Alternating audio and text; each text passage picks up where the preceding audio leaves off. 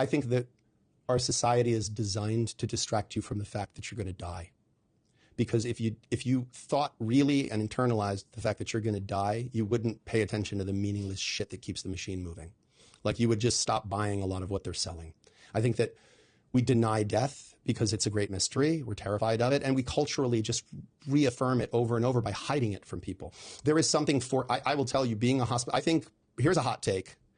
I think when you turn 18, you should have to do a year or two of mandatory hospice volunteering. Damn. I think if you spent time with the terminally ill when you were 18, 19 years old, it changed my entire way of viewing the world. Because they gave you a glimpse into the finiteness, and that changes how you behave. Just realize that there's so much of this shit doesn't matter. Like, spend time with people that are dying. They don't really, all their stuff is a great big pile of nothing. Like, all that they can talk about is like the people that they love, the connections that they made, the experiences that they had that were beautiful or painful. And you, when you're around them, like, you could have a lot of stuff going on in your day. But I would do like a hospice visit. And by the way, like, as a hospice volunteer, you don't like sit and talk about, how are you feeling about the fact you're dying? Very rarely did anybody want to talk about, like, you're dealing with this big thing. Let me help with some of these other things. But I would walk out of every single hospice visit.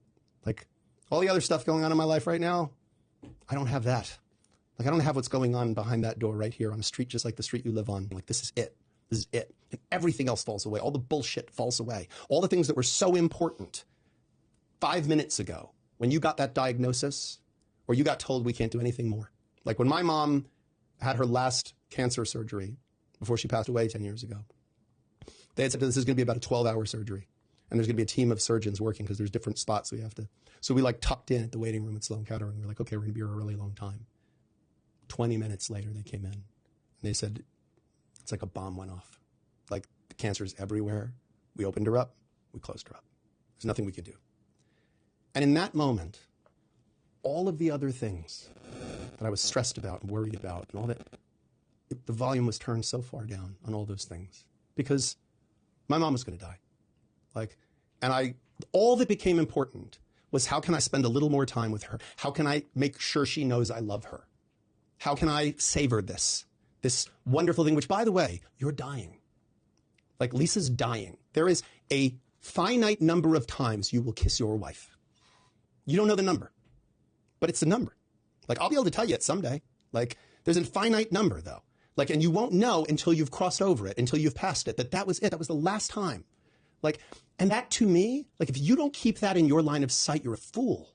You're a fool because you're going to think you get to do that forever. You're going to think you get to do that all the time, and you don't. You will not do that forever.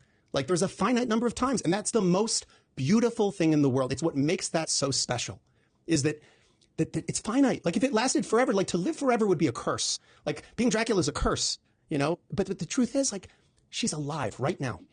Right now, she's alive. She's in the other room. She's right there, and you get to kiss her as many times as you want to. And isn't that the greatest thing in the world?